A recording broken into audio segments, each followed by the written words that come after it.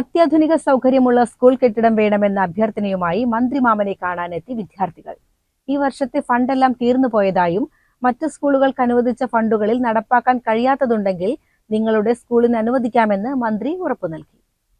Kottakkal GLP സ്കൂളിലെ 4ാം തരം വിദ്യാർത്ഥികളായ RS Sreedev, KM ആരതി Krishna, K Parvathi എന്നിവരാണ് വിവിധ പദ്ധതികളുടെ ഉദ്ഘാടനത്തിനായി ജില്ലയിലെത്തിയ മന്ത്രിയെ മലപ്പുറത്തെത്തി കണ്ടത്. സ്കൂളിന് 119 വർഷത്തെ പഴക്കമുണ്ട്. അടിസ്ഥാന സൗകര്യങ്ങൾ പോലും സ്കൂളിൽ കൊണ്ടുവരാനാവാത്ത അവസ്ഥ കുട്ടികൾ മന്ത്രിയെ അറിയിച്ചു.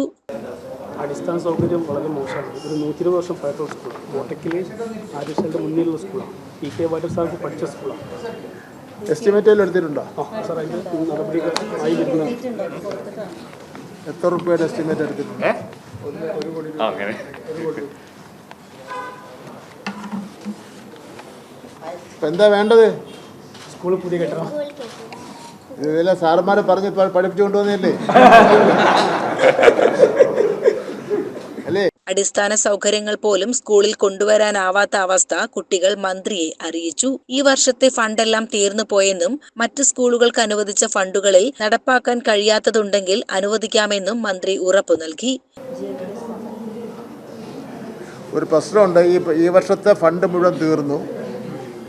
ഏതെങ്കിലും സാധ്യതയിൽ ഏതെങ്കിലും സ്കൂളിൻ്റെ വിഡ്രോ ചെയ്യാൻ പറ്റുമെങ്കിൽ ഞാൻ പരിഗണിക്കാം. പക്ഷെ നിങ്ങളിവിടെ ഞാൻ മലപ്പുറത്ത് വന്നപ്പോൾ ഇവിടെ കൊണ്ട് തന്നിട്ട് പ്രസ് ക്ലബ്ബുകാരെ പത്രക്കാരെ എല്ലാം കാണിച്ചു കൊണ്ട് തന്നിട്ട് മാത്രം കാര്യമില്ല. അവിടെ ഒന്ന് അന്വേഷിക്കണം. സ്കൂളിൽ ഉച്ചഭക്ഷണം നന്നായി ലഭിക്കുന്നുണ്ടോ എന്ന മന്ത്രിയുടെ കുസൃതി ചോദ്യത്തിന് വിഭവങ്ങളുടെ പേരെണ്ണി പറഞ്ഞ് കുട്ടികൾ മറുപടി നൽകി. സ്കൂൾ മുൻ PTA പ്രസിഡന്റ് മഠത്തിൽ രവിയുടെ നേതൃത്വത്തിലാണ് നിവേദനം നൽകിയത്. School headmistress A Sudha, PTA president P Praveen, SMC chairman K Prabeesh, Sunil Warrier, അധ്യാപകനായ K യാസർ അർഫാത്ത് എന്നിവരുമുണ്ടായിരുന്നു. CCN മലപ്പുറം.